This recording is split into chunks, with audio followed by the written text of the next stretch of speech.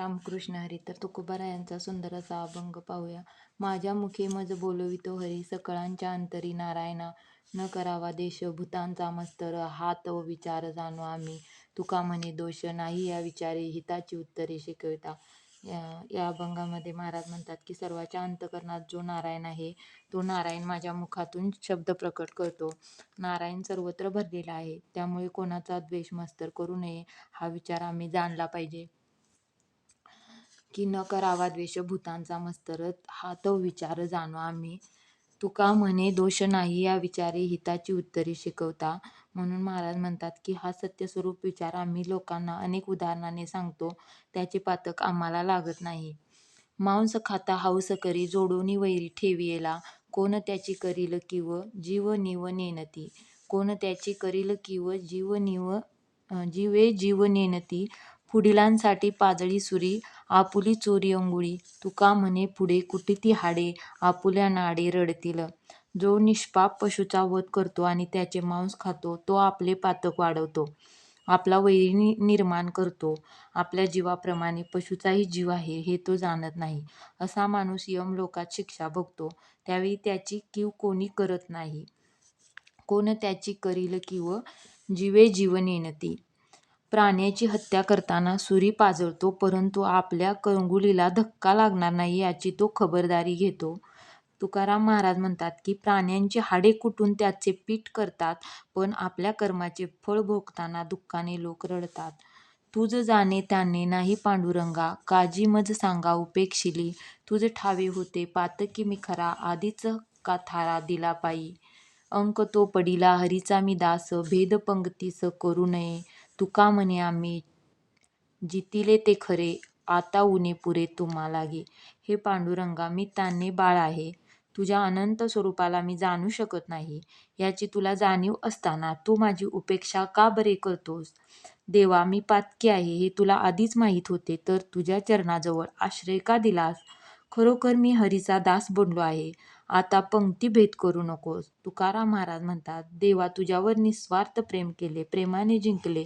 आता आमचे जे गुणदोष असतील त्याची जबाबदारी तुझ्यावर आहे. आम्हा घरी धन शब्दाचीच रत्ने, शब्दाचीच क्षत्रे यज्ञ करू. शब्दची आमच्या जीवाचे जीवन, शब्द वाटू धन जनलोका. तुका म्हणे आम्हा शब्दची हा देव, शब्देची गौरव पूजा करू. आमच्या घरी शब्दरूपी अनमोल धन रत्ने आहेत. शब्द प्रमाण स्वरूप शास्त्राचे आम्हाला प्रयत्नपूर्वक जतन करू. परमार्थाचे शाश्वत शब्दरूपी सिद्धांत आमच्या जीवाचे जीवन आहे. हे शब्दरूप अनमोल धन आम्ही लोकांच्या चरणावर अर्पण करू. तुकाराम महाराज म्हणतात की आतून शब्द प्रकट होतात ते देवाचे असतात. या शाश्वत शब्दांनी विश्वात्मक देवाची पूजा बांधू. ब्रह्मज्ञानदायी येते काकुलती, अवेरेली संती विष्णुदासी. रिगो पाही माझी बळेची त्याचे घर, दवडी ती दूर म्हणून या. तुका म्हणे येथे न चले सायास, पडिले उदास त्याच्या गळा. हरिभक्ताच्या घरी ब्रह्मज्ञान काकुळतीला येऊन मला घ्या म्हणत असते. परंतु हरिभक्तांना निस्वार्थ प्रेम हे सर्वश्रेष्ठ वाटत असते, त्यामुळे ब्रह्मज्ञानाचा ते अवेर करतात. ब्रह्मज्ञान हे संताच्या घरी हळूच शिरण्याचा प्रयत्न करते, परंतु संत ब्रह्मज्ञानात घरात येऊ देत नाहीत. तुकाराम महाराज म्हणतात, मोठ्या प्रयत्नाने हे ब्रह्मज्ञान प्राप्त होत असते. हरिभक्त हे उदास वृत्तीने समभावनीने सर्वावर प्रेम करत असतात, त्यामुळे ब्रह्मज्ञानाची ओढ त्यांच्याकडेच असते. कासया लागला यासी चौघाचार, मुक्तीचा व्यवहार निवडिला. ग्वाही भक्तांची घालून यावरी, महजर करी आहे माझ्या. तुम्हा वेगळे आपुल्या ठाई, होते करुणी तेही माझे माझे. भांडण शेवटी झाले एकवट, आता कटकट करू नये. ठेविला ठेवा तो आला माझ्या हाता, आता नसे सत्ता तुझ देवा. तुका म्हणे वाया विन खटपटा, राहिलो निवाटा घेऊन या. हे देवा, आम्ही मुक्त आहोत की नाही याचा निर्णय लागलेला आहे. आता चार चौघामध्ये हे प्रकरण नको. या निकालपत्रावर मुक्त झालेल्या भक्तांची साक्ष आहे. मी आणि माझा प्रपंच आणि स्त्री पुत्र यांना माझे माझे म्हणण्याचा भ्रम झाला आहे, त्यामुळे तुमच्यापेक्षा मी भिन्न वाटत होतो. तुमचा आणि आमचा जो संघर्ष निर्माण झाला होता, आता तो मिटला आहे. दोघांचे ऐक्य झाले आहे, तरी आता कोणत्याही प्रकारचा भांडण तंटा वाढवू नये. देवा, सतचित्त आनंदाचा ठेवा जो तुमच्याजवळ होता तो आता माझ्या हाती आला आहे. त्याच्यावर तुझी सत्ता राहिली नाही. तुकाराम महाराज म्हणतात, आता मोक्षरूपी वाटा मला मिळालेला आहे. मी शांत झालो आहे. यापुढे तुमची कोणतीही खटपट चालणार नाही. जाती पंढरीस म्हणे जाईन तयास, तया आहे संसार, ऐसे बोलले तो महार. असो नसो भाव, जो हा देखे पंढरी राव, चंद्रभागे न्याती, तुका म्हणे भलते याती. काही लोक पंढरपूरला जातात व काही लोक केव्हा तरी पंढरपूरला जाऊ असे म्हणतात. आम्हाला संसार आहे असे जे म्हणतात ते पापी लोक होत.